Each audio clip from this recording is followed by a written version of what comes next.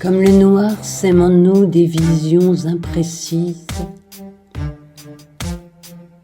égrénant un glossaire d'obscurité rétive, le soleil métaphore, la chaleur affective, de lumière, d'évidence et de clarté éprise. Alors éveille en toi ces images mentales, assorties au relent de figures picturales, agencement fortuit de structures cérébrales, dans le ressac avide d'une vague létale. Figure de la pensée encore inavouée, qu'elle soit couleur ou forme en puzzle emmêlé,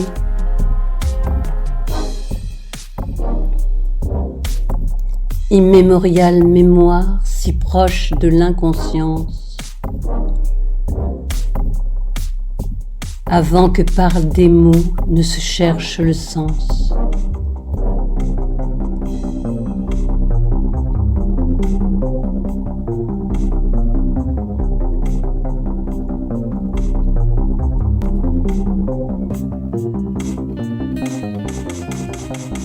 C'est la métamorphose de la chose impensable. En concrétion visible s'étale viscérale, les tourmentes indomptables du vide sidéral. La ligne d'horizon coupe l'espace de ma toile, le lointain à attendre, l'objectif à atteindre, le grand vortex blanc du vide en vertige, ce centre chaotique qui tournoie en tornade. La colère dans le noir, sans l'apaisement du soir. La grande angoisse rouge où le dilemme ne bouge, sciant dans l'étendue un long cri éperdu, inéluctable voix d'une fureur qui sourd,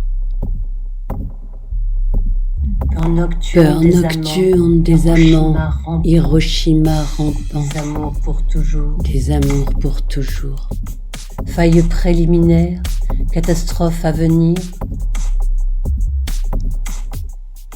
révolution patiente dans le sombre avenir, nocturne des amants, Hiroshima rampant, des amours pour toujours. Ouvrir enfin un monde où tu te reconnaisses. C'est là son rôle, elle est là son obole. Et jamais ne professe une ombre de promesse.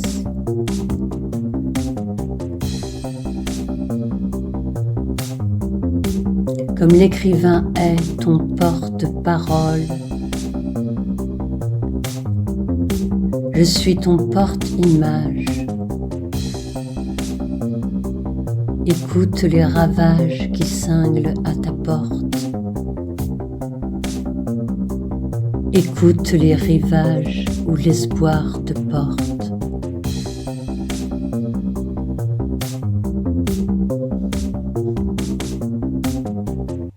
Bonjour tout le monde et bienvenue sur Histoire et Révélation. Aujourd'hui, j'ai le grand plaisir de recevoir Corinne Sylvia Conjus, une artiste contemporaine française au parcours riche et pluriel. Née à Meknès au Maroc, elle grandit dans deux cultures qui nourriront son imaginaire et sa sensibilité artistique. Agrégée d'art plastique, elle s'est consacrée à la peinture, mais son œuvre ne se limite pas à une seule pratique. Elle est écrivaine, photographe, vidéaste, performeuse Elle a également été actrice de théâtre pendant 10 ans. Depuis les années 80, elle expose régulièrement en France comme à l'international, de Moscou à New York, de Séoul à Rio de Janeiro, et ses créations ont pris des formes multiples. Grandes commandes publiques, installations monumentales, collaborations avec des metteurs en scène, des musiciens et des scientifiques. Merci Corinne d'avoir accepté mon invitation. Ça me fait plaisir de vous recevoir aujourd'hui. Bonjour, comment allez-vous? Écoutez, moi ça va très bien et vous? Moi ça va, ça va. Je viens juste de transporter ma mère aux urgences, mais ça va. Comment elle va? Écoutez, j'attends des nouvelles parce que ça fait mal aux pieds et voilà. Bon, on n'en parle pas, on croise les doigts et puis c'est tout. On Voilà. croise les doigts, oui. Voilà. Dans un premier temps, je voulais remercier Franck Tonnelier parce que c'est lui qui m'a mis en relation avec vous, qui m'a expliqué que ce serait intéressant que je vous invite. Et j'ai oublié de préciser aussi, vous avez écrit un roman qui s'appelle La Libellule. On va en parler ce soir pendant l'interview. Donc, est-ce que vous pouvez nous parler de vous? Allez-y. En fait, voilà, mon papa était instituteur au Maroc et ma maman était institutrice au Maroc. Ils ont eu 3 enfants. Christian, qui est mort à 57 ans, il était directeur de la revue Nouvelle Donne. Voilà.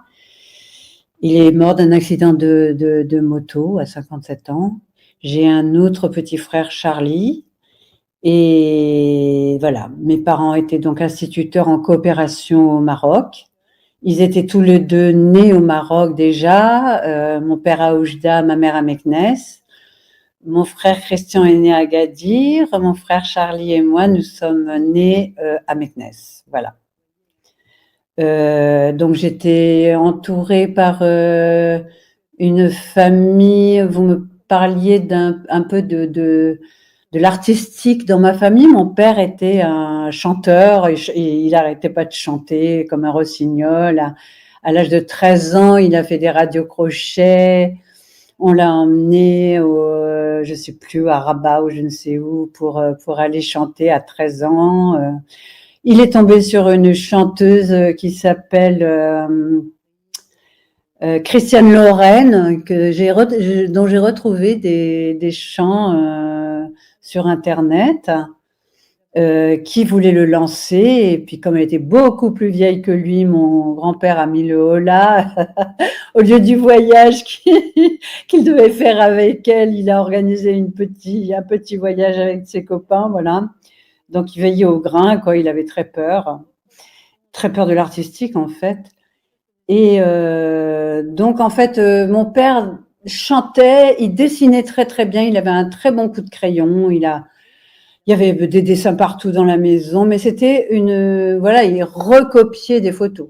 Il recopiait. Il y avait le porteur d'eau de Meknès. Il y avait des femmes berbères. Il y avait surtout des femmes nues, il se disait lui-même très obsédé sexuel.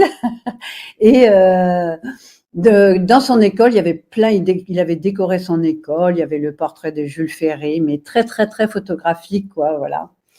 Et donc, on disait que j'avais eu les qualités artistiques de mon père parce que en maternelle, j'ai eu un premier prix du Maroc de dessin avec un pigeon.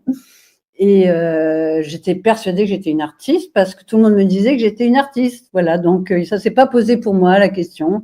J'étais persuadée que j'étais une artiste. Tout le monde me demandait mes dessins, je distribuais mes dessins et je les signais comme voilà. Donc comment est venue ma vocation? Tout naturellement parce que j'étais persuadée que j'étais une artiste parce qu'on m'avait persuadée que j'étais une artiste. Donc en fait, j'avais ces qualités un peu techniques parce que je chantais comme mon père, je dessinais comme mon père, etc. Mais la plus créative, en fait, c'était ma mère. Parce que si elle ne chantait pas, elle ne dessinait pas, elle ramassait n'importe quoi pour faire des n'importe quel coquillage, n'importe quel galet, ça devenait des poupées. Elle cousait tout, comme elle était très pauvre et puis qu'elle a eu charge de tous ses frères et sœurs quand sa mère est morte à 16 ans. Elle se faisait même ses soutiens-gorge, elle se faisait ses robes, elle cousait pour tout le monde, elle créait, elle n'avait pas peur de découper un morceau de tissu et de créer des tas de choses en fait. Donc je pense que la créativité, elle vient plutôt de ma mère plutôt que de mon père qui lui ne faisait que reproduire en fait des photos, mais qui avait un très bon coup de crayon. Voilà. Vous avez pu échanger avec elle, de savoir par rapport à ce que vous créez, ce qu'elle en pensait? Ah non, pas du tout. Il n'y avait aucun échange sur la créativité, aucun échange. Non, non, non. D'accord. Il n'y avait aucun livre. Enfin, en fait, il n'y avait aucun livre à la maison. Mes parents étaient instituteurs, mais mon père était un vrai tyran. Et les livres étaient posés verticalement et horizontalement pour tenir les étagères. Il fallait pas les toucher. Ah, d'accord. Tenir les étagères.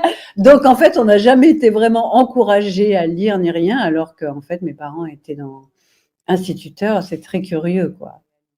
Même plus tard, avec l'âge, vous n'avez pas eu une conversation par rapport à votre métier, de ce que vous faisiez? Ah non, pas du tout. Pas du tout, parce que c'était clair pour moi, quand à l'école, on nous demande de remplir des fiches. Qu'est-ce que vous voulez faire plus tard? Eh ben, je m'étais dessinatrice de mode ou prof de dessin, parce que mon père m'avait dit, écoute, ma fille, comme il avait connu le fait d'essayer d'être un artiste, il m'avait dit, un artiste, ça bouffe de la vache enragée. Donc, il vaut mieux être professeur et faire à côté, et faire de l'art à côté. Et moi, j'écoutais mon papa. Et donc, je m'étais dessinatrice de mode parce que je dessinais des femmes, genre les bandes dessinées que je voyais, vous voyez, avec des gros seins, des jambes kilométriques, des super pépés, comme dessinait mon père, en fait, sauf qu'elles n'étaient pas nulles, les miennes, mais voilà, je dessinais des genres de poules beaux, des visages, des vieillards. J'aimais bien dessiner les rides, les vieillards. J'ai fait mes premières peintures à l'huile à l'âge de 13 ans, où j'ai fait un peu un vieillard qui ressemblait à mon papa. Et des paysages avec des marines, des marines, des choses comme ça, la transparence des vagues. C'était pas mal quand même, à l'âge de 13 ans, d'avoir réalisé ça. Je sais même pas où est-ce qu'elles sont devenues, ces petites toiles, mais voilà. Qu'est-ce Et que...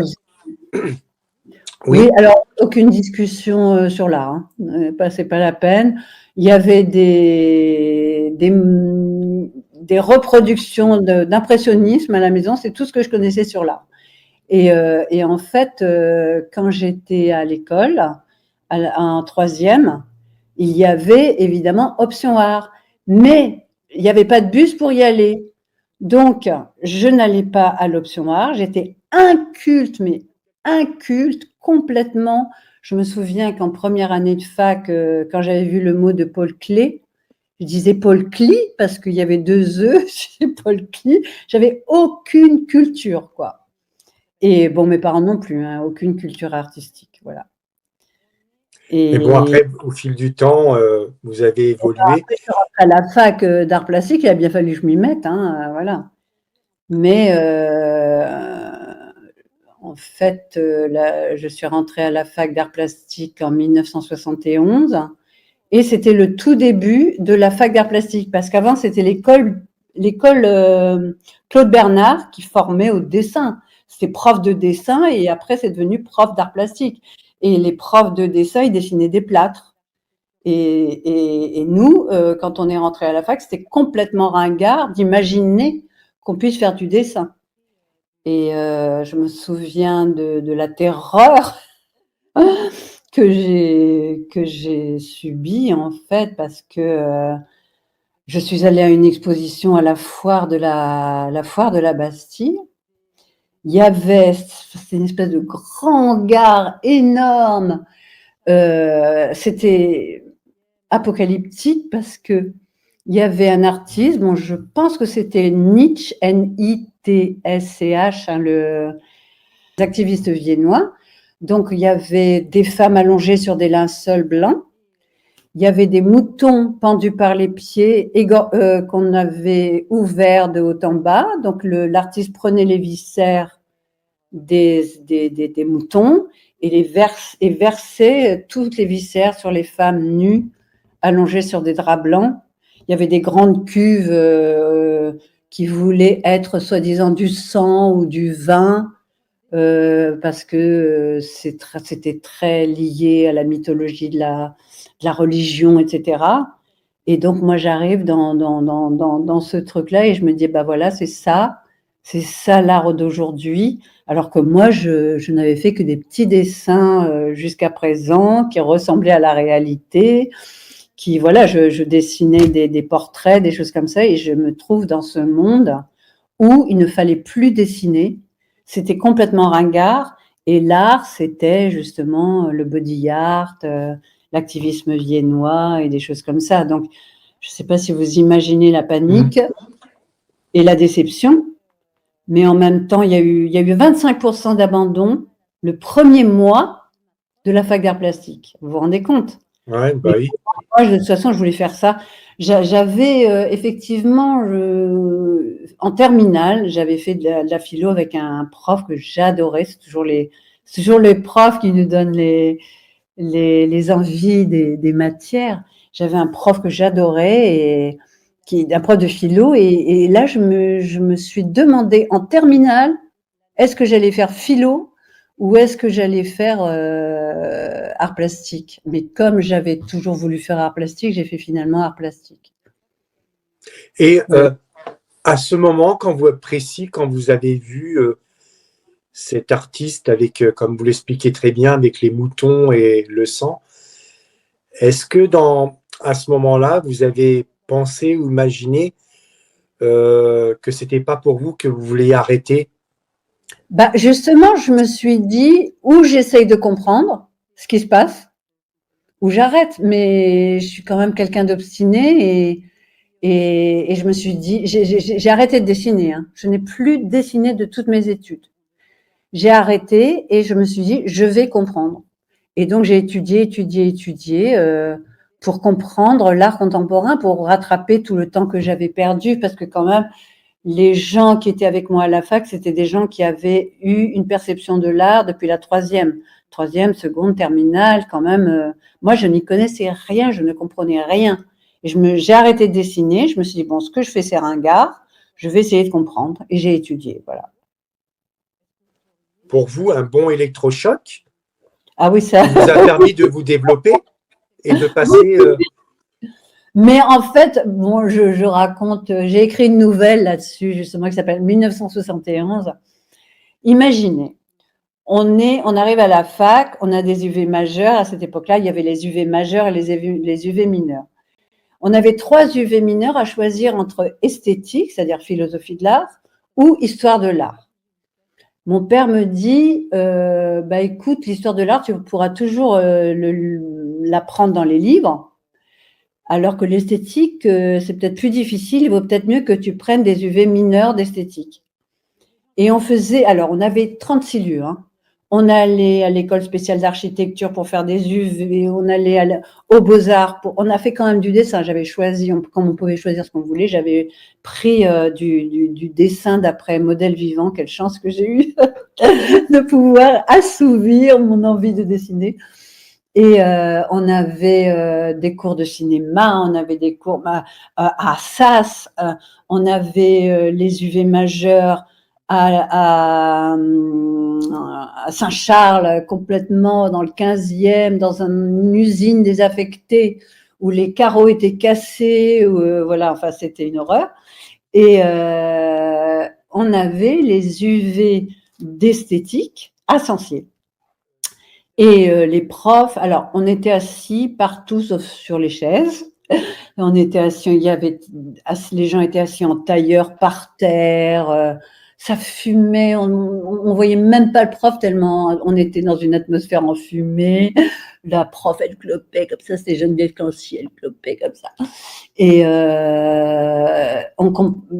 les gens, c'était des discussions à bâton rompu, parce qu'évidemment, il ne fallait plus non plus, s'il ne fallait pas dessiner, il ne fallait plus non plus de cours magistraux. À bas l'enseignement en cours magistral. Donc, c'était des discussions. En plus, on était mélangés, les tout nouveaux qui arrivaient de terminale, qui ne savaient rien du tout, mélangés avec des troisième années qui avaient déjà quand même fait un cursus de 3 ans en philo. Donc, nous, on était là, on regardait, on écoutait. Et puis, bon, les profs étaient d'un absentéisme incroyable. Et une fois, donc, il y avait la prof absente. Donc, je vois un attroupement devant une salle à Sancier. Je m'approche, je me faufile pour entrer dans la classe pour voir qu'est-ce qui se passe parce que j'étais curieuse. Et je vois un gnome avec un petit chat dans la main qui fouille, un tout petit comme ça avec plein de cheveux hirsutes, et qui fouille dans le pelage du chat et qui dit « Ceci est un mâle. C'est le seul élément théorique que je vous apprendrai de toute l'année. » Et les étudiants qui applaudissent, c'était génial ce qu'il avait dit. Vous voyez un peu l'ambiance. Donc, en fait, moi, je me considère presque comme une autodidacte parce que j'ai tout fait par moi-même, quoi. En fait, on nous donnait des bibliographies, mais c'était ça, quoi, des bibliographies kilométriques sans nous donner aucun choix, aucun ordre. Donc, on était dans chaque cours, on avait des pages et des pages de bibliographie. On savait même pas par quoi commencer. Je me souviens d'un cours avec Geneviève Clancy, justement, c'était sur la théâtralité hors du théâtre. Je comprenais même pas ce que ça voulait dire, quoi. Et, et puis, on avait des UV. Alors, normalement, c'était le contrôle continu. Donc, on devait avoir ça revenait au même qu'un examen, puisque les profs, ils n'avaient pas envie de corriger leur copie. Donc, on avait un devoir sur table dans l'année, au lieu d'avoir un contrôle vraiment continu. Et moi, je vais voir la prof à la fin du cours et je lui dis, excusez-moi, je ne peux pas lire toute cette bibliographie comme ça avant l'examen. Je ne sais pas quoi faire, je ne comprends rien à ce cours. Est-ce que vous pourriez me donner je ne sais pas, un ordre de lecture, quelque chose, pour que je puisse faire cet examen? Et elle me fait à l'oreille, Artaud, le théâtre et son double. Et j'ai lu juste avant l'examen un livre, Artaud, le théâtre et son double, et j'ai eu une excellente note, parce qu'on nous notait sur 5, j'ai eu 4 sur 5. J'étais très contente, j'avais lu un livre. Voilà comment ça se passait la fac à cette époque-là. C'était affreux. C'était affreux. Il y a des gens qui me disent « Oh, c'était génial et tout », parce qu'eux, ils avaient vu ce que c'était que l'école Claude Bernard. Ils trouvaient ça absurde de faire du dessin d'après modèle vivant, etc. C'était trop pesant, voilà. Mais nous, qui ne connaissions rien à l'art contemporain et qui arrivions avec l'envie de dessiner et de peindre, eh ben, c'était très, très dur. Et donc, 25% d'abandon dès le premier mois. Ouais, bah oui, c'est un peu normal. On va garder, comme on dit, on garde les meilleurs pour la fin. Je m'en suis tirée quand même. Je m'en suis tirée quand même. Je vais vous avouer quelque chose. Vous savez, quand Franck m'a parlé de vous, il m'a dit ce serait intéressant que tu invites Corinne. Je pose la question, je dis ah bon, et pourquoi? Va regarder un petit peu ce qu'elle fait dans les vidéos YouTube. Elle fait des sculptures avec du chewing-gum. En fait, je suis comme ma mère, je garde tout. J'essaye j'ai toujours des idées d'utiliser n'importe quoi. Et j'ai arrêté de fumer il y a 1 an. J'ai pris des Nicorette. Et donc, je ne sais pas comment ça m'est venu. En fait, comme il faut toujours que je fasse quelque chose, que je fasse plusieurs choses à la fois. Quand je regarde un film le soir, en même temps que je regarde un film, j'ai commencé à modeler des chewing-gums. Et donc, j'ai fait un vœu, alors que je suis pas du tout, je suis athée, je ne crois pas en Dieu ni rien, mais voilà, c'est ça j'ai fait un vœu qui concernait mon père et mon fils. Quand mon père est mort en septembre, il y a 1 an, enfin, j'ai cru que je l'avais sauvé pendant 1 an. Il s'est remis à marcher, il s'est remis à manger, il s'est remis à boire de l'eau, etc. J'ai cru que je l'avais sauvé et puis, pof, en 1 mois, il est mort. En septembre, donc l'année dernière, il y a 1 an. Et donc, j'ai pratiquement plus aucune raison puisque mon vœu n'a pas marché, j'ai plus aucune raison de le tenir. Donc, ça m'est arrivé de fumer un petit peu de temps en temps comme ça, mais j'essaie de tenir. Alors, qu'est-ce qui a déclenché chez vous le besoin de peindre de manière professionnelle? En fait, ça c'est pas. Je me suis pas posé la question. Naturellement. J'avais envie de peindre. J'ai essayé de comprendre, et là, je suis tombée sur l'abstraction gestuelle. Et voilà, qui est quand même aussi ringarde puisque ça date des années 50. Je fais souvent des cadrages dans ma peinture, qui a souvent des lignes droites, je mets des scotch et je fais des lignes impeccables qui bavent un petit peu pour ma ligne d'horizon, elle bave un petit peu pour qu'elle ait quelque chose de vivant, quoi. Donc il y a à la fois des profondeurs à la Rothko et à la fois des lignes géométriques, des cadrages, des lignes obliques, des lignes verticales, des lignes, voilà. Donc je me suis dit que mon abstraction, c'est un langage de signes dont les figures pouvaient être interprétées. Et donc, je me suis beaucoup penchée sur la lisibilité des signes. Par exemple, quand je parle de lisibilité, un geste que vous faites de bas en haut, ça n'exprime pas la même chose qu'un geste que vous faites de haut en bas. C'est-à-dire qu'en fait, il y a la lecture de gauche à droite. Enfin, je me suis beaucoup renseignée, par exemple, les profils inversés. Liliane Lursa, la disciple d'Henri Vallon, a fait tout un article là-dessus sur les profils inversés. Quelque chose qui monte, le lecteur, celui qui reçoit la toile, celui qui lit la toile, il voit que vous avez fait votre geste en appuyant en bas et en remontant en haut. C'est-à-dire qu'il lit que le geste est de bas en haut ou de haut en bas. Et donc tout ça, ça imprime un sens. Tout ça, ça imprime un sens. Ce qui m'a beaucoup éclairée, en fait, parce qu'on disait, j'étais à l'époque du formalisme, soi-disant que l'abstraction, la forme comptait plus que le fond, alors que toute forme est exprimée par un fond. Et je me suis dit, en fait, on oppose figure et abstraction, parce que figure égale figuratif, et donc l'abstraction ne dessine pas des figures. Mais en fait, toute l'histoire de l'art, qui était récente, c'est-à-dire à partir des années 50, on ne voyait que des gens qui développaient une seule figure. Par exemple, ça pouvait être aussi la figure du noir, hein, j'extrapole, parce que la figure, c'est pas seulement graphique, ça peut être aussi la figure du rouge, la figure du noir, etc. Donc, par exemple, Soulages, c'était le noir, par exemple, Yves Klein, c'était le bleu, par exemple, Riemann, c'était le blanc. Du point de vue des lignes, je ne sais pas si vous connaissez le groupe BMPT, en fait, qui a été appelé BMPT, c'est pas eux qui se sont appelés BMPT, c'est Buren, B, M, Mossé, T, BM, P, Parmentier, T, Toroni.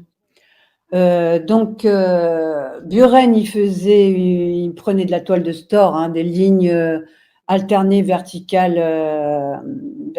blanche et noire, ou ça peut être blanche, ça peut être grise et bleue, ça peut être autre chose parce qu'il a fait quand même beaucoup de choses depuis. Sur tous une toile de 2,5 m. La première fois qu'ils ont exposé ensemble, c'était, ils faisaient tous une toile de 2,50 m sur 2,50 m. Donc il y en avait un qui faisait des touches de peinture en quinconce. Et le quatrième, c'était des lignes horizontales. Et ils avaient dit, nous, on est contre le sentiment, l'émotion, etc., parce qu'il faut toujours se définir contre le mouvement précédent. Donc, on est contre l'abstraction lyrique, l'expression d'un abstrait qui exprime des sentiments et des émotions. Nous, on veut pas de sentiments, pas d'émotions, on dit rien, on raconte rien. Voilà. Mais finalement, ce que je dis, c'est que c'est quand même des figures. Et donc, une figure, on veut que ça ne soit plus symbolique, mais c'est symbolique. Parce que de toute façon, si je dis je ne veux pas de sentiments, je ne veux pas de taches, de choses qui dégoulinent, etc., et je prends une ligne bien propre, bah, la ligne bien propre, elle veut bien dire quelque chose et symboliser quelque chose qui est de l'ordre du rationnel, qui est le contraire de l'émotion. Donc, c'est aussi une figure signifiante. Il y a un livre qui s'appelle Figura de Eric, je ne sais pas si on dit Auerbach, je ne sais pas comment ça se prononce. Il parle du fait qu'une figure, c'est toujours quelque chose qui est double, puisque quelque chose figure autre chose. Oui. Donc lui, il parle beaucoup de religion, des choses qui arrivent dans la religion, etc. Voilà, donc c'est pour ça que je dis qu'il y a des figures abstraites. Quelque chose qui est une oxymore, puisque on dit un oxymore, qui est un oxymore parce que ça semble contradictoire. Figure abstraite, c'est contradictoire. Mais en fait, je dis que non. C'est ce que vous avez dû lire dans l'introduction de ma peinture sur mon site. Vous m'avez demandé de m'expliquer là-dessus sur les figures abstraites. Voilà, j'espère que vous avez compris ce que je voulais dire. Oui. Vous demandez parfois aux visiteurs de donner un titre à vos tableaux. Est-ce que c'est une manière de partager la création? Eh bien, en fait, une fois, je vais vous raconter une petite aventure. Avant, j'habitais pas dans une maison, j'habitais dans un immeuble, et donc je descendais mes toiles quand j'avais toute une série à photographier. Je descendais mes toiles, donc ça pouvait être 2 mètres sur 2 mètres, en bas de l'immeuble pour les photographier par temps gris. Il faut à 11h du matin par temps gris. Voilà, c'est là qu'on photographie les toiles. Et donc, je descendais mon chevalet, je mettais mes toiles sur le chevalet. Et là, il y avait une espèce de cour qui n'était pas réservée aux voitures. Enfin, les enfants faisaient du patin à roulettes, du skateboard, du vélo même, etc. Et les adultes passaient comme ça, sans me regarder, sans regarder les toiles. Même, ils refermaient la porte que j'avais coincée avec le truc pour pouvoir sortir mes toiles. Avec le paillasson, là, je coinçais la porte, eux, ils remettaient, c'était vraiment très, très enquiquinant. Mais ils faisaient vraiment, je passe, je regarde rien, ça me regarde pas, etc. Et les enfants, par contre, ils commençaient à tourner autour et avec leur skate, leur roller, leur vélo, et puis au bout d'un moment, ils faisaient un petit cercle autour de la peinture, ils regardaient, puis ils commençaient à parler. Ah, ben là, je vois ça, ben là, c'est ça, ben là, c'est ça. Alors que c'était une abstraction totale. Et j'étais tellement fascinée par ce qu'ils disaient sur mes tableaux, alors que les adultes, il y a beaucoup de gens qui disent « Ah, j'y connais rien à l'art moderne, hein, j'y connais rien à la peinture abstraite, j'y connais rien à l'art contemporain. » Il y a beaucoup de gens qui ont très peur comme ça de dire quoi que ce soit. Et je leur dis « Mais… » Moi, je parle pas sur ma peinture, c'est vous qui allez parler, c'est vous qui allez me dire qu'est-ce que vous voyez. Je les interroge. À chaque fois, c'est pas moi qui impose le sens aux gens. Bon, là, il y a si vous regardez la toile qui est là, ça c'est spécial. On voit, moi, j'ai fait ça pour la libellule parce que j'ai fait toute une série pour faire la couverture de mon livre La Libellule. Mais sinon, quand c'est abstrait, les gens peuvent lire un petit peu ce qu'ils veulent, mais je pense qu'ils ne peuvent pas lire n'importe quoi. C'est-à-dire que c'est une espèce de Rorschach où ils vont lire quand même ce qui se passe dans le tableau. Ils vont lire quand même la structure. Ils vont lire quand même qu'un jet monte, qu'une forme descend, qu'il y a une ligne d'horizon, etc. Et ils vont l'interpréter d'une autre manière, mais il y a toujours la réalité de la toile. C'est-à-dire qu'on ne peut pas dire n'importe quoi. C'est pas n'importe quoi quand les gens, quand on dit oh on peut voir ce qu'on veut, non, pas tout à fait. On peut pas voir ce qu'on veut. On voit quand même des énergies qui ont un sens physique. Ça monte, ça descend, ça va de droite à gauche, et même la droite et la gauche, la sinistra et la dextra, ça a un sens. Même si les gens n'ont pas appris que gauche c'est sinistre, c'est la sinistra, mauvais augure, etc. etc. Il y a quand même tout un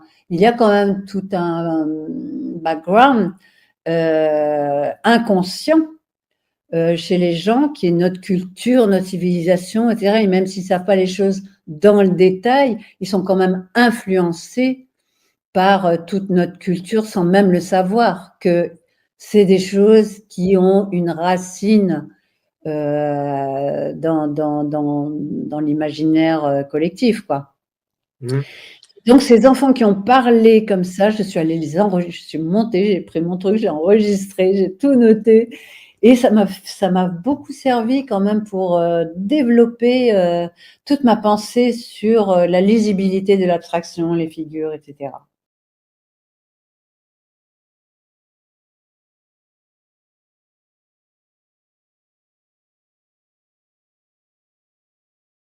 Je ne sais pas si j'ai répondu à votre question, mais Oui, oui, bah oui.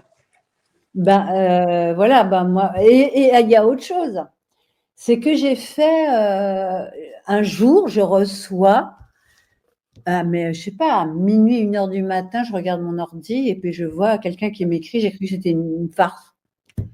Tellement c'est dur la peinture que quelqu'un qui m'écrit pour me proposer une commande publique comme ça un soir à 1h du matin, je vois une nana qui s'appelait Corinne Béous qui me dit vous faites ceci, vous faites cela. Moi, je fais partie de la Fondation Art Dialogue, etc. J'ai répondu en rouge, je me rappellerai toujours. J'ai pas pris ça au sérieux, j'ai répondu très décontracté. Et en fait, c'était une proposition sérieuse.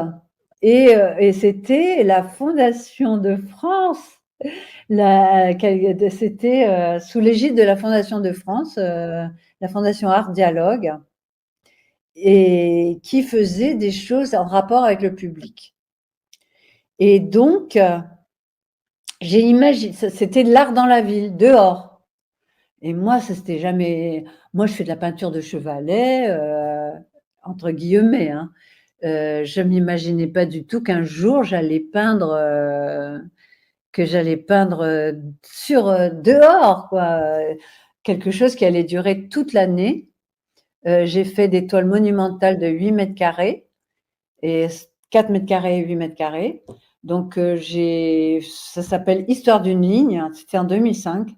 Et je demandais aux gens, j'avais mis des petits carnets et je faisais un jeu. J'aime bien faire des jeux, justement, c'est ça la relation avec le public. J'ai fait un jeu, c'est-à-dire que je leur ai demandé, au lieu d'écrire simplement sur ma peinture, je leur ai demandé d'utiliser le même vocabulaire que moi. Je leur ai dit, dessinez sur un support blanc une tache, un carré, une ligne, une tache, un carré, un point.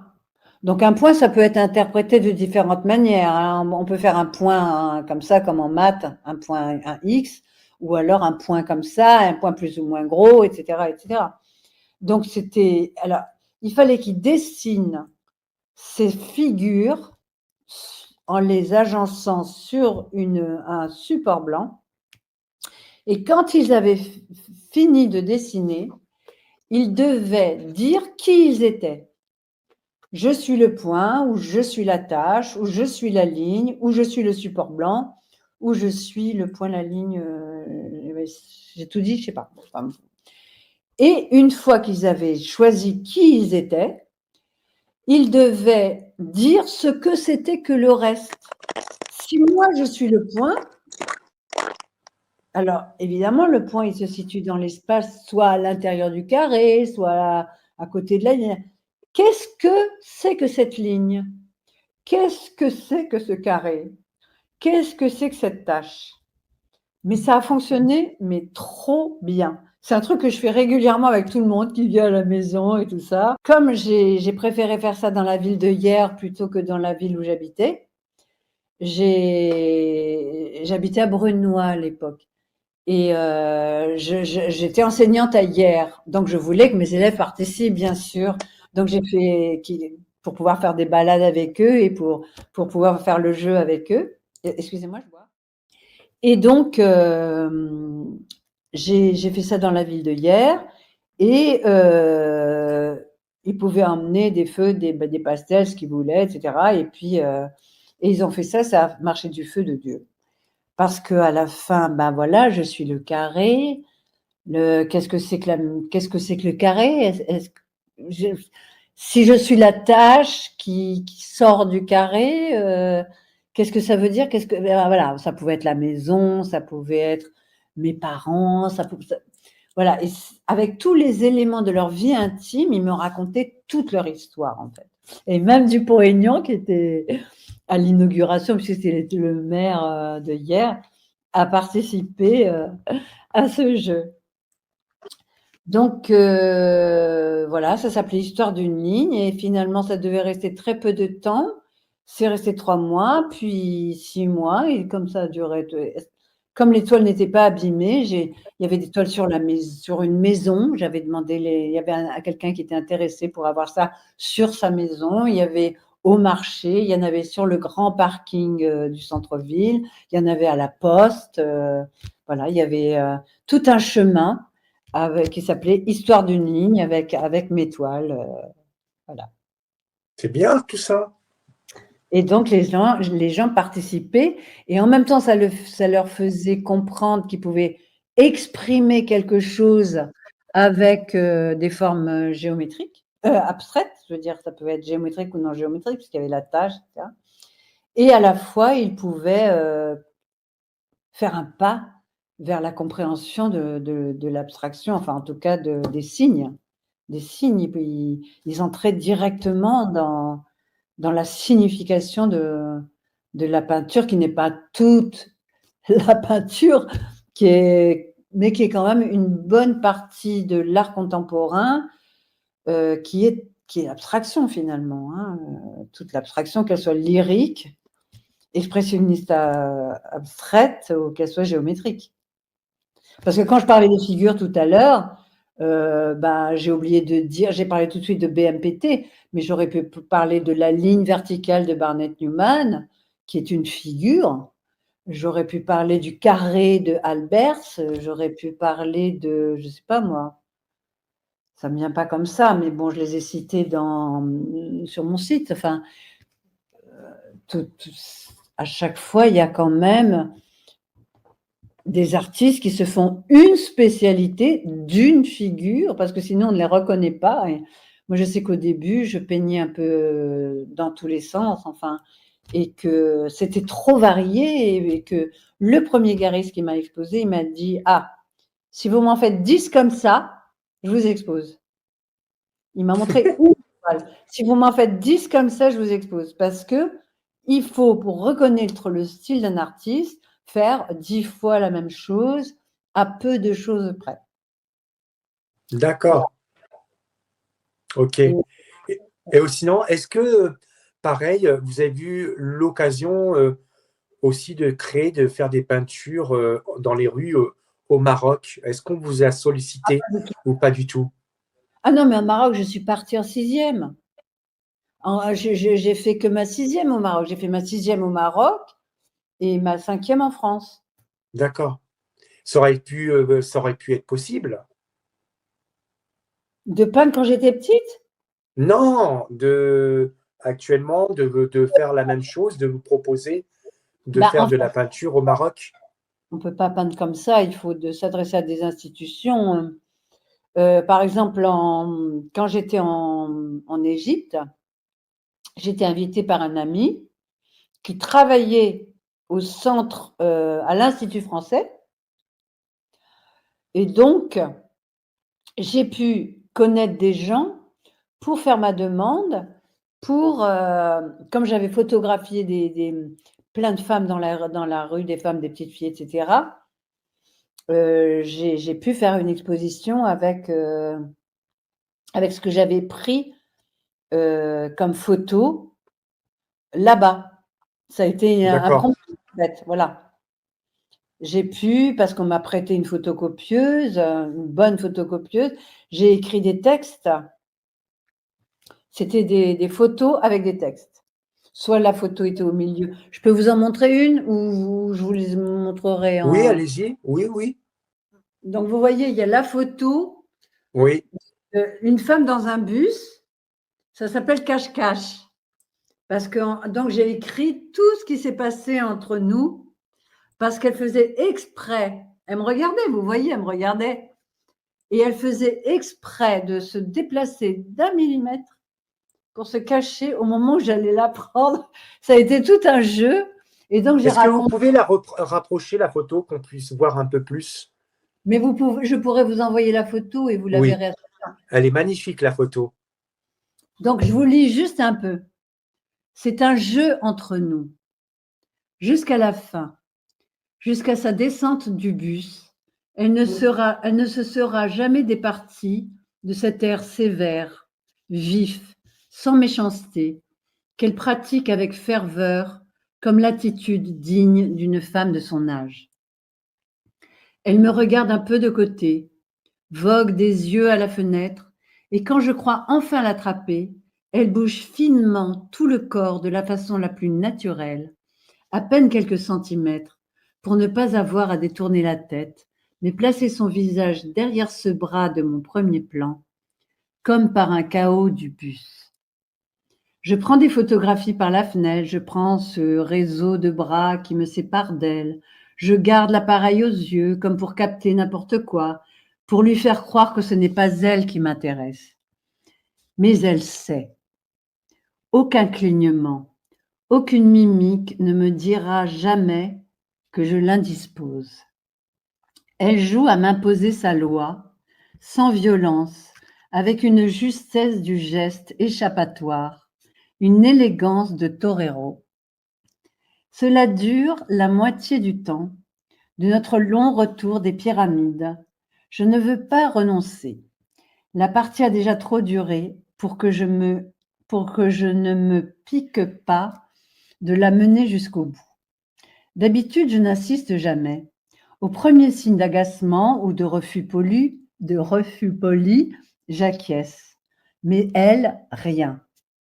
Rien que l'air de tous les jours. Le seul indice que mon échec ne soit pas dû au hasard de l'inconfort du bus, c'est ce regard oblique dans un visage où rien d'autre ne bouge. Le seul indice d'une volonté délibérée qui ne faillira pas et dont la démonstration conjuguée de l'agilité du corps et de cet air de rien ne se fait que pour moi. Personne d'autre qu'elle et moi ne peut saisir nos mots croisés de perspective. Elle est descendue peu après ce cliché à l'arraché, mais suffisamment longtemps pour que je ne sache jamais qui a gagné. J'aime bien penser qu'elle m'a fait ce cadeau d'adieu, comme on serre la main à un adversaire valeureux avec la générosité de la victoire. Et voilà, à chaque fois, j'ai écrit toute l'histoire des clichés que j'ai fait, toute la difficulté avec des petites filles. Il y avait des petites filles qui posaient, mais elles prenaient des poses, elles adoraient ça, poser pour moi. Et les mères sont venues à hurler après elles et les gens ont empêché, mais moi je les avais déjà pris en photo. Et elles m'ont pas agressé moi, elles ont engueulé les petites filles qui faisaient les stars. Ok, donc là, on va passer à un autre sujet. On va parler donc on va parler de littérature et d'écriture. Et vous avez publié un roman qui s'appelle La Libellule, inspiré de votre enfance au Maroc. Pourquoi avoir choisi la fiction romanesque plutôt que l'autobiographie directe? En fait, je me suis pas posé la question, hein, non plus. Là non plus, je me pose pas la question. C'est comme ça. Je voyais pas qui ça je ne vois toujours pas qui ça peut intéresser ma biographie directe. Et de toute façon, voilà, j'aime j'aime l'écriture romanesque, j'aime la poésie. J'essaye de mêler les deux. J'essaye de mêler les deux. Les souvenirs, les gens qui ont lu. Parce que j'ai beaucoup d'avis de lecteurs, hein, je leur ai demandé leur avis, toujours la même chose. Qu'est-ce que ça? Les gens, quand ils lisent La Libellule, ils me parlent d'eux. C'est génial. C'est-à-dire, ils ne me parlent pas de mon roman. Ils vont me parler du rapport avec leur grande sœur, du rapport avec leur père, du rapport avec leur mère, des conflits, ou alors ils me parlent du Maroc. Et voilà, je pense que l'universalité, c'est ça. C'est toucher quelqu'un avec sa propre histoire, mais qui parle à autrui. Oh, c'est comme moi, j'ai vécu la même chose et tout, c'était terrible, etc., etc. Et sinon, si ça n'a pas d'impact sur vraiment votre vie vécue, votre intimité profonde, je vois pas l'intérêt en fait. Et ils m'ont beaucoup parlé quand les gens écrivent, hein, parce que quand ils parlent comme ça, impromptu, ils vont parler d'eux, de leur famille, de ceci, moi aussi j'ai vécu ça, ta, ta, ta, ta. Et par contre, quand ils écrivent un avis, la plupart du temps, ils me parlent des odeurs, des parfums, de choses qui sont très, très, tous les sens. C'est-à-dire que ce qu'ils ont senti dans ce que j'écrivais, c'est tous les sens. Une espèce de, voilà, tout. Ils ont vraiment ressenti tout ça. Et ça, c'est pas de l'autobiographie, on s'en fout de l'autobiographie. Je veux dire, Oui, c'est tout ce ah, j'ai ressenti exactement. Ah oui, les odeurs du Maroc. Et c'était très physique, en fait, tout très sensuel, en fait, voilà. Et l'autobiographie, je vois pas ça comme très sensuel. ben, tout à fait. Moi, c'est pas du tout voilà, c'est sûrement fantasmé parce que la mémoire, je parle de moi quand j'avais 4 ans, etc. C'est forcément fantasmé, c'est forcément des choses qu'on vous a racontées sur vous. C'est pas du vrai, c'est pas du réel. La mémoire, c'est du fantasme. Voilà. Yes. Ok. Vous avez remporté de nombreux concours littéraires. Quelle importance accordez-vous à cette reconnaissance? J'en ai tellement bavé avec la libellule.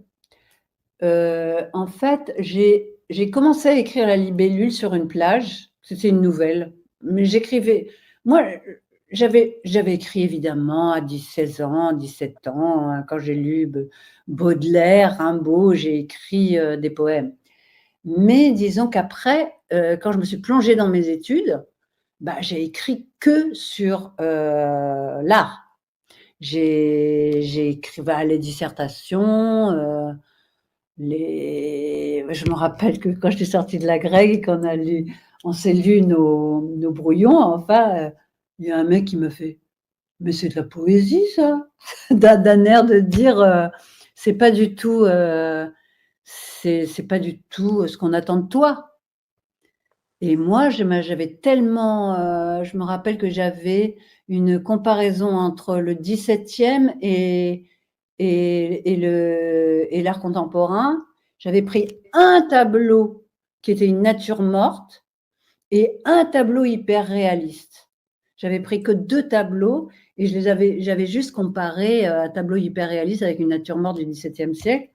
Et je m'étais régalée à écrire. Et en fait, j'ai toujours eu à tous les trucs comme tout, que ce soit aux IPES, au CAPES, à la Grèce, j'ai toujours eu 16 à l'écrit. Et pourquoi je dis ça? Parce que je n'avais jamais écrit que des articles aussi d'esthétique. J'ai publié, parce que les profs à la fac, ils nous proposent d'écrire dans des bouquins, dans des revues, etc. Donc, j'ai aussi écrit dans des revues d'esthétique. J'ai aussi écrit sur des copains, sur des peintures de copains. Donc, je n'ai fait que ça, en fait, d'écrire sur la peinture, en fait, jusqu'à là. Et un jour, sur une plage, j'ai commencé à écrire une nouvelle qui s'appelait Fatima. La femme arabe. La femme arabe.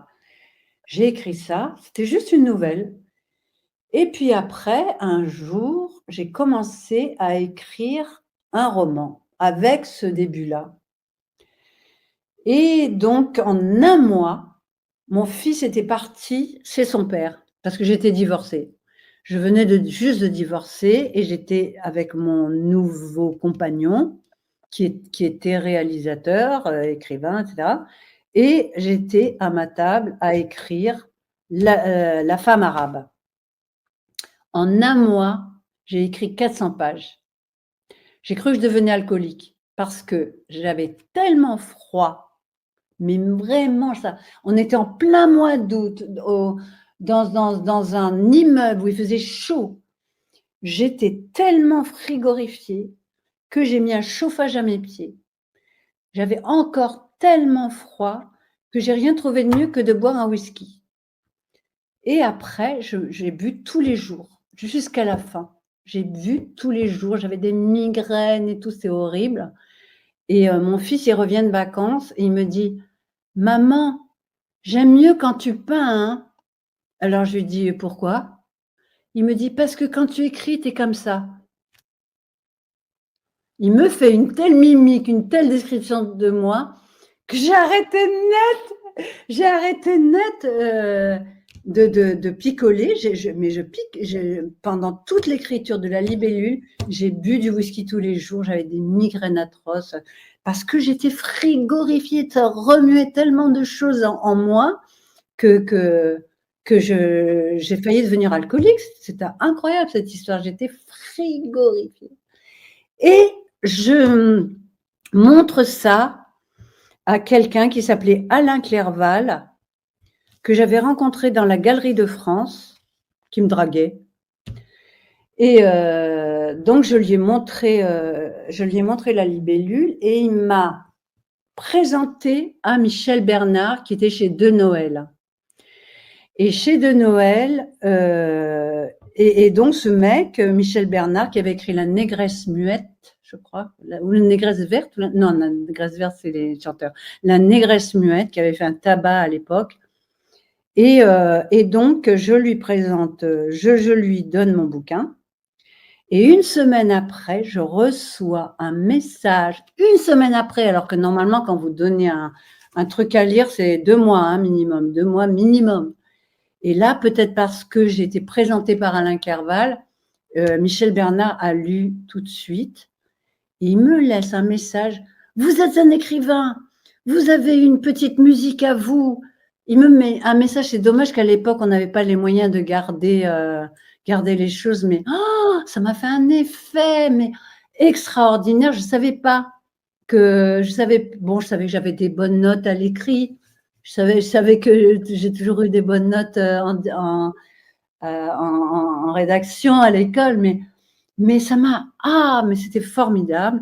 Et donc, j'étais tellement encouragée, il m'a donné un rendez-vous. Après, on s'est vus tous les 3 mois. J'avais 400 pages, mais un premier jet, hein, c'est un premier jet, 400 pages en un mois. Et il m'a dit un truc qui m'a énormément marqué. Il me dit, ce n'est pas que tu penses mal, il me dit, Mais quand tu fais, parce que je faisais des espèces de trucs un peu philosophiques, il y avait des morceaux un peu philosophiques sur l'enfance, etc. Il me dit, mais c'est tellement mieux quand tu fais des portraits. C'est tellement mieux. Tu es un peintre. C'est tellement mieux quand tu décris les choses, quand tu décris les sensations, etc. Et donc, de ces 400 pages, j'en ai fait 300 difficilement. J'avais un gros marqueur et je barrais parce qu'à l'époque, je tapais pas à l'ordinateur. J'avais 30 ans. Donc, c'était horrible. Il fallait tout recommencer une page pour qu'elle soit propre si on barrait un truc. Enfin, faut voir ce que l'ordinateur, ça nous a apporté, hein. En tout cas, j'avais un gros marqueur et je barrais des trucs. Simplement, je barrais des trucs comme ça. Je refaisais même pas mes phrases, mais je barrais. Et donc, je l'ai revu. C'était en septembre, je l'ai revu en décembre, je l'ai revu en mars, tous les 3 mois, et je lui montrais mon nouveau travail. Et en juin, il me dit OK, c'est sur la table du patron. Michel Bernard, il était au premier roman. C'était Bourgadier qui était le patron de Noël. Et en fait, il y avait aussi Bernard Wallet. Je ne sais pas si vous connaissez le nom, qui est très connu quand même. Donc, ils étaient 2 au premier roman. Et donc, il me dit, ça y est, c'est sur ton contrat, ça y est, ton contrat est à la signature. Juin, j'attends. Juillet, août, septembre, aucune nouvelle. Je commence à paniquer. Il ne me répondait plus au téléphone. Il ne me répondait pas.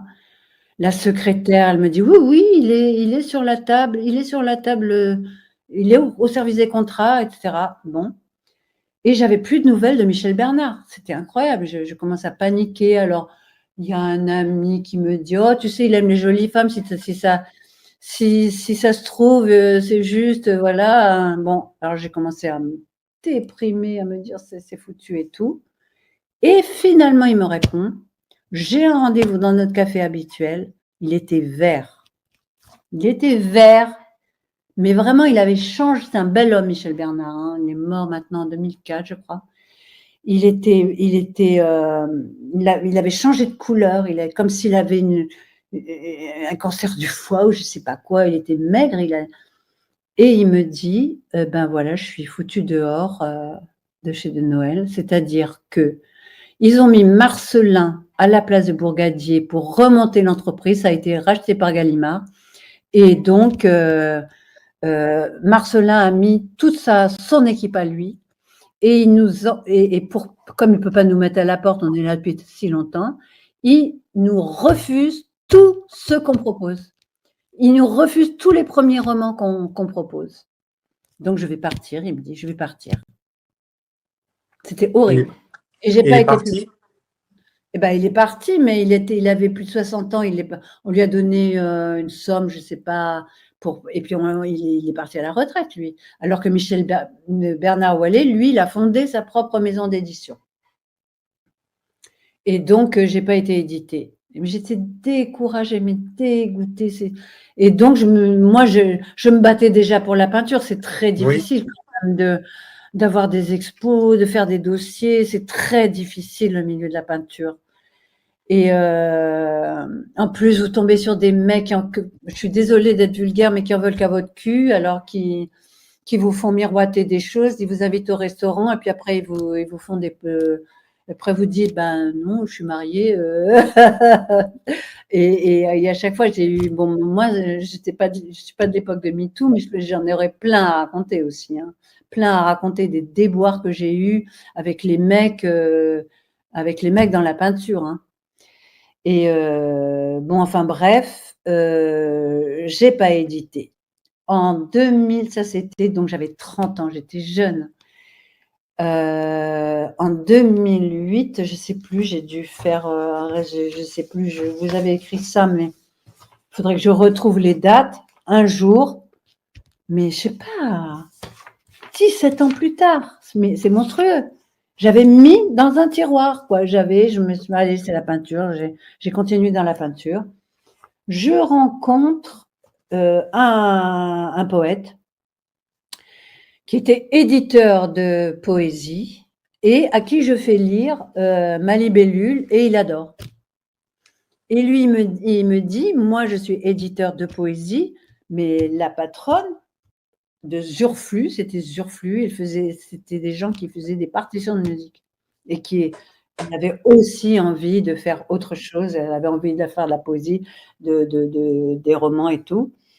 Et donc, il passe mon bouquin à Isabelle Spears et elle adore. Elle adore. Et elle me dit, allez, je vous édite. Très bien.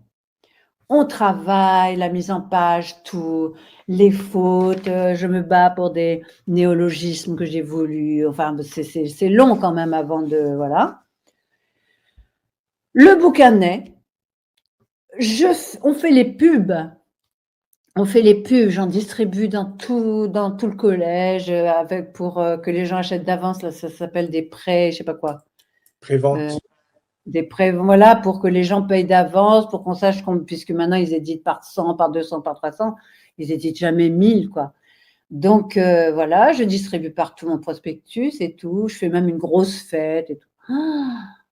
Et j'apprends qu'elle est en faillite. Zurflux est en faillite. Deuxième fois, rien. Alors, à nouveau, gros cafard. Enfin, entre-temps, comme ça a duré 1 an, toute cette histoire où j'ai corrigé avec elle, ça c'est long à fabriquer un livre, faire mes illustrations pour la couverture, tout ça. Elle m'a fait aussi travailler pour d'autres bouquins. J'ai fait des premières pages pour d'autres auteurs, puisque j'étais illustratrice. Et donc, capoute. Et un jour, un vernissage, beaucoup plus tard, je rencontre un type qui avait écrit un livre sur Chopin et Sand et que j'avais illustré. C'est moi qui avais fait la couverture de Chopin et Sand. Et il me dit, tu sais qu'Isabelle, elle reprend l'édition. Le soir même, je lui écris. Il paraît que Xavier m'a dit que vous repreniez l'édition. Elle me répond, oui, et si vous voulez, vous serez mon premier livre. Et rebelote, 3e fois. Et là, eh ben, elle a jamais voulu prendre elle a fait un site, Fogg et Philly, et elle n'a jamais voulu prendre un distributeur, alors que le distributeur, c'est ce qui fait vendre. Parce que le distributeur lui prenait 30 ou 50%, elle n'a pas voulu. Donc, j'ai vendu, moi, j'achetais des bouquins, je les vendais. Elle a dû en vendre 100. Moi aussi, 100. Et voilà, c'est tout. Au bout d'un certain moment, elle m'a annoncé qu'elle a arrêté l'édition pour faire de la politique à Bourg-la-Reine. Donc, je ne peux même plus présenter la libellule au concours de premier roman. Je ne peux même plus faire ça, je suis brûlée. La libellule est brûlée. Donc, ce que j'ai fait, j'ai coupé en deux. Puisque Christian Bourgois m'avait dit que la première partie au Maroc, il adorait, et la deuxième partie en France, il aimait moins. Il voulait que je coupe mon bouquin en deux, et moi j'avais dit non. À Christian Bourgois, vous voyez un peu. Et donc, j'ai fait ça. Je l'ai coupé en deux et après, je l'ai présenté, mais j'avais plus la pêche pour le présenter. Elle m'a redonné les droits, hein, je peux le faire, mais ce que j'ai commencé à faire, c'est des concours de nouvelles. Et là, paf, j'ai eu des éditions. J'étais pas la première, j'avais pas le premier prix. J'étais dans le livre, dans les 10 ou 20 nouvelles choisies. Et donc, rien que cette année, j'en ai eu 3. Là, j'ai eu 3 éditions cette année.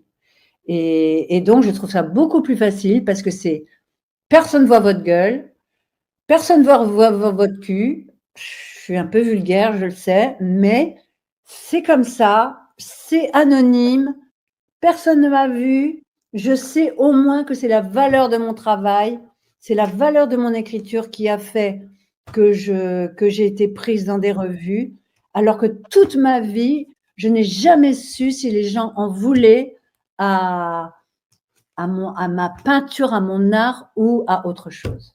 C'est horrible. En fait, c'est terrible. Et là, je me dis, c'est plus facile d'écrire des nouvelles, hein, parce que le roman, vous voyez bien que ça a été très dur. Mais après, vous me demandez, qu'est-ce que ça me fait? Quelle est votre question? Est-ce que ça… Est-ce que vous ça raccorde une importance de reconnaissance? Bah oui, La reconnaissance, ben voilà, je crois que je vous ai répondu. Le rapport à la reconnaissance, tout à fait. je vous ai répondu là, hein, parce que c'est trop Oui. j'ai Et, galéré, quoi. et le dialogue entre poésie, peinture, diriez-vous que vous recherchez une langue commune entre mots et couleurs? Pas du tout. Pas du tout. Je vois pas ce qu'il peut y avoir de commun entre le mot rouge et la couleur rouge. Non, mais je plaisante. Mais non, je préfère la formidable formulation de John Cage qui dit qu'il veut faire rentrer les arts en conversation. Je trouve ça très joli. Tout à Faire fait. les arts en conversation. Voilà, c'est-à-dire que bah, je vois pas qu'est-ce qu'il peut y avoir de commun entre l'écriture et la photo ou l'écriture et la… L'écriture, On parlait de la couleur et des mots. Non, je vois pas, non. Par contre, je les fais rentrer en conversation. Voilà. je sais que la photographie occupe une place importante dans votre travail. La considérez-vous comme un art autonome ou complémentaire de votre peinture? Alors, les deux. Je pense que la photographie est autonome. Par exemple, quand je photographie principalement en voyage, hein. C'est vrai que j'arrête pas de m'attraquer, ouais, mais ça peut m'arriver aussi à Varennes-Jarcy, je suis en voiture et je vois un nuage extraordinaire, je m'arrête sur le bord de la route et puis je peux aussi m'arrêter dans ma vie courante ou prendre des photos à Paris. L'autre fois, j'ai pris des photos de rue, etc. Parce que je fais faire un concours sur la rue. Mais là, c'est autonome. C'est la photo avec un certain cadrage. Voilà, une certaine lumière, une certaine géométrie, parce que j'aime bien que ce soit extrêmement épuré. Des fois, je prends juste un petit coin d'immeuble avec le ciel. J'aime bien que ce soit très épuré. Ou alors étrange, hein, par exemple des couleurs ou un type qui est allongé là au milieu de la route avec plein de couleurs et puis qui fume son pétard. Ou j'en ai pris plein comme ça aux États-Unis. Mais j'ai aussi la photographie que je mélange avec mes illustrations. C'est-à-dire que pour Nouvelle Donne, je fais énormément de mélange avec tous les matériaux possibles. Je fais du dessin, par exemple, j'ai fait un Rimbaud extrême et même une Madame Dostoïevski, Dostoïevskia. J'ai fait des trucs hyper réalistes au crayon, mais je peux faire aussi des trucs très stylés avec un certain style qui est le mien à l'encre. J'utilise beaucoup les encres de couleur. J'ai beaucoup fait de dessins aux encres de couleur. Je mélange tout ça. La photo, par exemple, ça peut être. J'ai fait un concours l'année dernière sur la pluie. J'ai pris une photo que j'avais prise en Afrique du Sud à travers une voiture ou un bus où il y avait la pluie sur la vitre. J'ai tout détouré, toutes les gouttes, j'ai détouré toutes les gouttes de pluie et pour mettre un séquoia des États-Unis quand je suis allée faire les… Voilà, je peux travailler sur Photoshop pendant des heures et mélanger aussi avec des dessins. Voilà. Donc, c'est à la fois un art autonome et à la fois aussi un art en conversation avec d'autres. Et des écritures aussi. Il y a beaucoup de choses où je mets des écritures dedans. Et qu'avez-vous appris de vos rencontres photographiques avec les femmes et adolescentes en Égypte? Bah, je vous en ai parlé. Je vous ai parlé je vous en ai parlé déjà, ça. Mais oui, mais qu'est-ce que ça vous a apporté par rapport à votre art? Pourquoi je vous parle de ça? Parce que moi aussi, j'ai été en Égypte et moi, j'ai vu une grande différence entre le nord et le sud de l'Égypte, surtout du côté de la Nubie. Et j'ai trouvé que euh, les personnes qui se trouvent dans le sud, euh, qui sont très fières et humbles, et on sent en photo, hein, on sent des personnes qui sont puissants et qui veulent montrer de la prestance. Et moi, j'apprécie ce côté-là en termes de photographie. Et moi, ça m'a beaucoup touché, cette partie en Égypte. Et pourtant, moi aussi, j'ai voyagé beaucoup. Mais l'Égypte, j'ai trouvé qu'il y avait quelque chose de particulier. Écoutez, excusez-moi, mais là, moi, j'ai écrit un poème sur l'excision. Et quand vous me dites Nubie, je pense 94% d'excision. C'est la première chose qui me... Je sais pas combien parce que tout mon poème, ça parle de ça, de pourcentage. Moi, c'est la première chose qui me vient. Alors quand vous me parlez de ça, j'arrive pas trop à me solidariser avec ça. Tout ce que je sais, c'est que j'ai été jusqu'à Assouan, que j'ai pris des photos avec des couleurs, mais de femmes d'Assouan, et que la seule différence avec le Nord, c'est que les femmes d'Assouan, elles m'ont demandé de l'argent. Elles n'étaient pas du tout comme c'était pas comme la morale du Nord où on ne se fait pas photographier parce que la religion ne le veut pas. On ne veut pas de figure, enfin, on ne veut pas de figuration dans la religion musulmane. Mais dans le sud, elles voulaient toutes de l'argent. C'est la seule différence que j'ai vue. Je vous déçois, hein? Je vous déçois, non? Non, pas du tout. D'infibulation, et que c'est des choses qui me touchent énormément parce que je trouve qu'on ne fait rien pour ça. On ne fait rien. On s'en fout des femmes. On s'en fout. Je veux dire, quand une fille se fait draguer en Europe dans un ascenseur et qu'elle fait toute une vidéo sur le viol, parce qu'elle s'est fait draguer dans un ascenseur, et que je sais qu'il y a des femmes qui se font affibuler, il leur reste même pas une fente. Enfin, je sais exactement, j'ai vu un film en plus récemment là-dessus sur un mannequin qui est devenu mannequin alors qu'elle avait été excisée, etc., et qu'elle a réussi par la force de sa volonté elle a réussi à s'en sortir. Je sais plus comment s'appelle le film, mais moi, je suis très sensible à ce que vivent les femmes en Afghanistan, des femmes qui n'ont plus le droit de se parler. Et d'ailleurs, mes chewing-gums, c'est ça, hein. Elles sont toutes,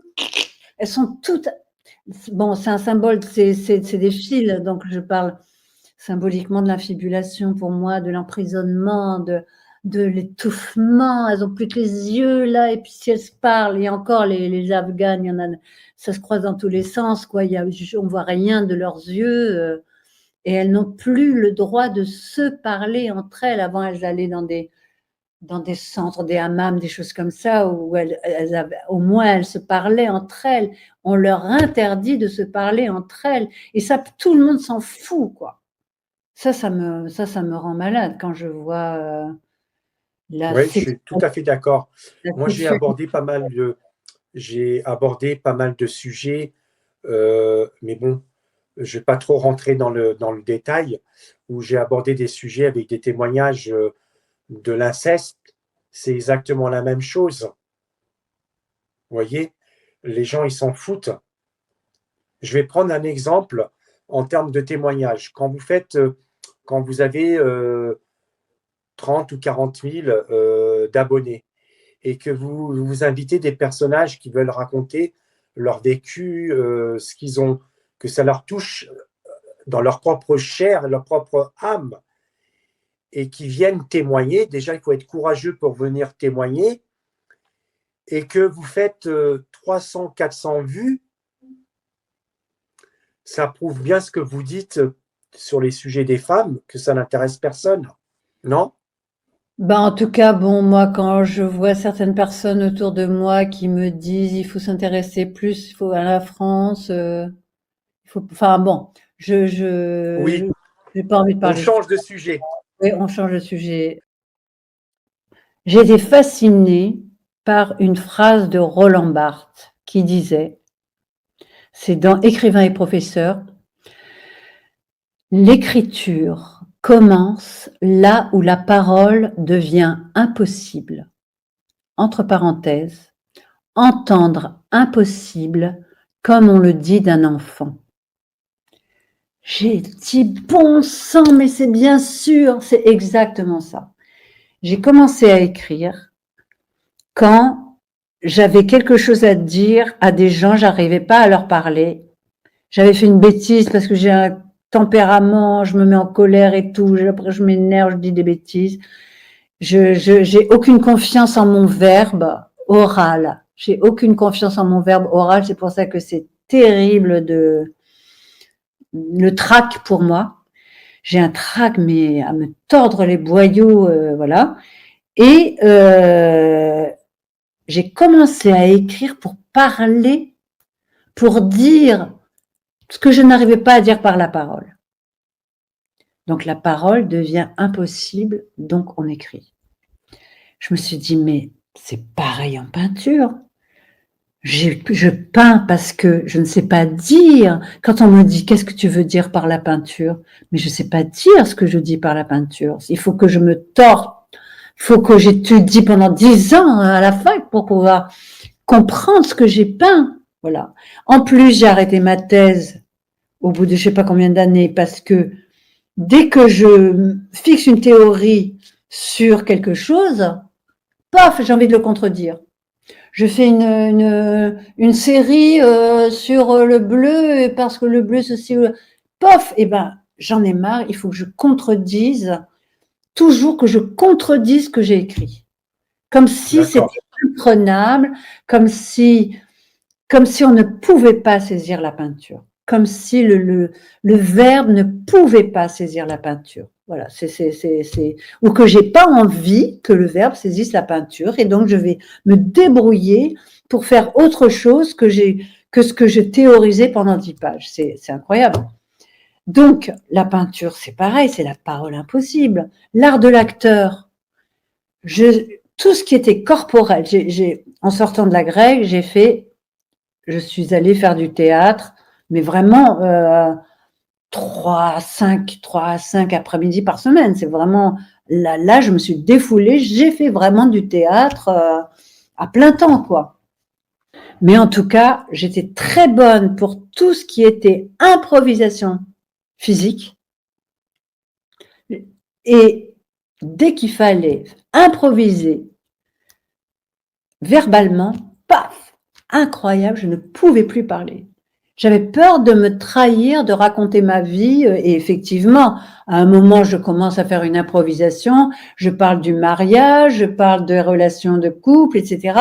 Et c'était Alain Hillel, le prof, il me dit non, arrête, tu tournes en rond là, comme si je répétais toujours la même chose et que j'arrivais pas à sortir de mes problèmes actuels, où je racontais ma vie, et ça m'a castré au dernier degré. Je me disais, je peux pas, c'est pas possible, je peux pas raconter ma vie comme ça devant tout le monde, voilà.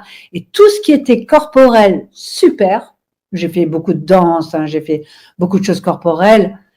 Ça marchait du feu de Dieu. Tout ce qui était verbal, terminé. Par contre, le clown, alors là, j'étais un très bon clown. Faire le clown, alors ça fait tous les trucs qui sont très corporels, ça, c'était bien. Mais tout ce qui était parlé, je sais pas. Et donc, Le théâtre, il faut que je parle au nom de. Si je suis Lady Macbeth, avec les mots de Lady Macbeth, ça me va très bien. Mais improviser avec moi, Corinne, mon fond, non, je peux pas, c'est pas possible. Donc, l'écriture, la parole, impossible, encore. Et tout ce que j'ai fait dans ma vie, c'est la parole impossible. Et c'est pour ça que j'ai mis en exergue de La Libellule. J'ai mis cette phrase de Roland Barthes. Absolument incroyable, qui peut me prendre si je suis interviewée ou si je me présente en public ou quoi. Donc, c'est complètement contradictoire avec le fait d'être actrice. Et pourtant, c'est incroyable. C'est comme si c'était une gageure. Je suis comme ça, alors il faut que je me batte. Il faut que je me batte pour y arriver. Et bon, quand j'ai appris que Jacques Brel, il avait arrêté parce qu'il vomissait tous les soirs avant ses spectacles, je me suis dit, bon, ben d'accord, c'est pas contradictoire, quoi. Mais c'est incroyable, l'émotion, l'émotivité, la timidité qui n'est pas du tout visible et qui fait qu'on est des artistes. C'est incroyable. C'est contradictoire, c'est fou. Tout à fait. Alors, ça va faire 1h45 que nous sommes ensemble. J'ai encore une dernière question. L'art peut-il encore transformer la société ou doit-il se contenter d'interroger? Alors là, je vais vous décevoir parce que je ne crois pas du tout que dans l'époque où l'on vit, je ne crois pas du tout que l'art puisse changer quelque chose à l'horrible époque que l'on vit, aux guerres, etc. J'ai peu d'espoir sur la possibilité de transformer la société. En plus, les arts plastiques actuels me semblent vraiment loin des préoccupations des gens. Quant à la littérature, quand je vois comment les gens écrivent sur les blogs, n'importe où, quand je vois les fautes, je me dis, les gens, ils doivent pas lire beaucoup, hein. Quand je vois les textos qu'on m'envoie, je me dis, quel est le pourcentage de la population qui lit de la littérature? Je suis extrêmement pessimiste. D'accord? Je suppose que vous aussi, non? Enfin, il me semble. Quand on voit, je sais pas, même YouTube, vous lisez ce qu'écrivent les gens, mais il n'y en a pas un qui ne fasse pas plein de fautes d'orthographe. S'il lisait, je pense pas qu'il puisse faire autant de fautes. Enfin, je suis très pessimiste sur le fait qu'on puisse changer avec l'art, quoi que ce soit. Je suis très pessimiste. Mais c'est parce que vu que c'est des nouvelles technologies, les gens, ils pensent aller dans la facilité, c'est-à-dire prendre le robot et de parler à sa place et d'écrire, mais sauf que les personnes ne pensent pas qu'il faut relire plusieurs fois pour voir s'il y a des fautes. Et ils envoient ça comme ça. En tout cas, l'art peut-il encore transformer la société ou doit-il se contenter d'interroger? Je pense que ce que peut ou ce que doit l'art, je ne me sens pas l'autorité d'en juger. Par contre, je sais que certaines personnes ont pu être transformées par un film. Je sais, ou par une œuvre. Je sais que ça existe. Je les ai rencontrés. Une fille m'a dit, quand j'ai fini de voir ce film de Bergman, j'ai divorcé. À la fin de ce film, j'ai pris la décision de divorcer. Je ne sais plus qu'est-ce que c'était que ce film, je me rappelle que c'était Bergman. Je me dis quand même que c'est fort, quoi. Que quelque chose vous ouvre les yeux à ce point. L'art, c'est fait pour ouvrir les yeux. On propose une vision qui ouvre les yeux de l'autre. C'est génial. Donc, je crois à ça. Je crois que faire ouvrir les yeux, aux gens, l'art peut le faire. Donc, si on peut nettoyer le regard, il faut le faire, il faut travailler. Yes. Ok. J'ai encore une dernière question. En général, à mes invités, je leur laisse le mot de la fin. Donc, je vous laisse le mot de la fin. Je pensais que le mot de la fin, c'était bien. Ce que j'avais dit, là, j'ai trouvé ça bien comme mot de la fin. Il faut travailler. Parfait. J'ai eu un plaisir et un échange fort intéressant avec vous. J'ai passé un très bon moment en votre compagnie. En plus, merci à vous d'avoir montré de m'avoir montré que je pouvais être décontractée et que j'ai pas eu peur. Merci. Merci. Avant, comme avant de rentrer comme avant de rentrer sur le plateau, mais après c'est parti. Yes. Restez encore quelques minutes avec moi. Donc, n'oubliez pas de partager la vidéo, de liker. Et je vous dis à très bientôt. Passez une bonne soirée. Au revoir.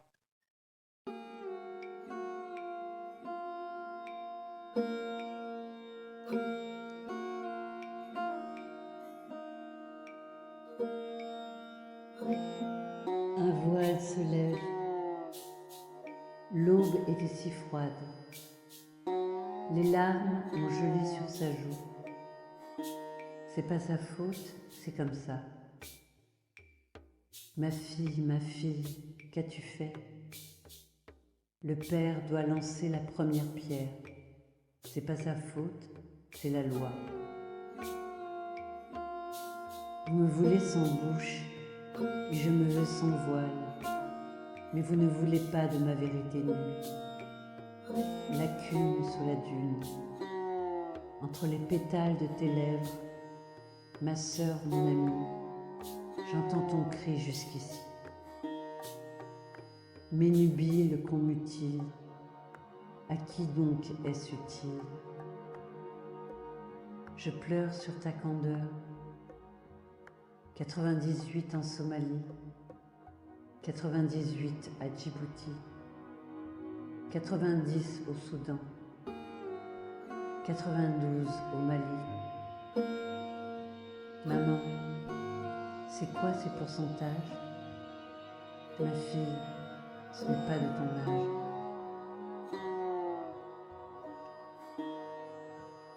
La Daya est venue. Ma mère s'est assise sur mes jambes et m'a tenu les bras. C'est là que j'ai vu le couteau. Je t'excise, tu m'excuses. Vos pères vous ont appris, c'est la coutume.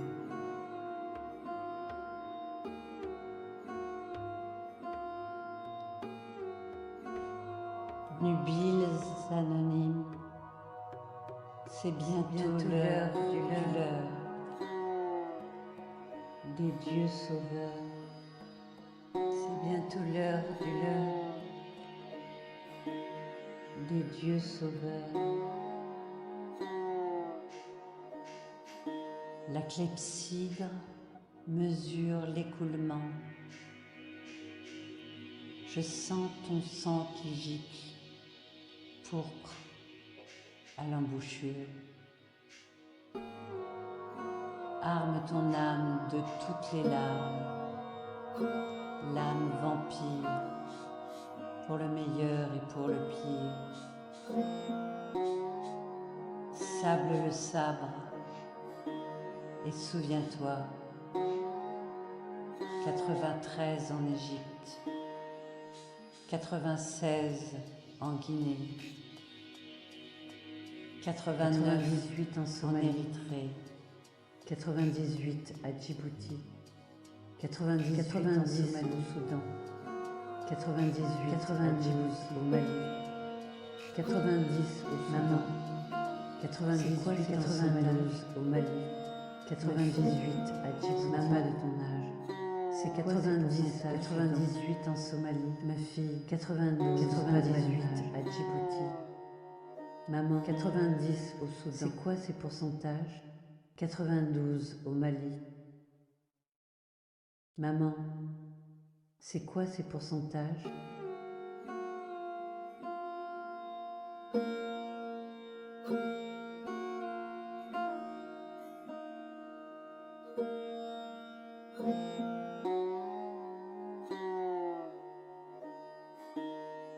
Infibulé sous les tropiques, ne parlez pas du fil secret.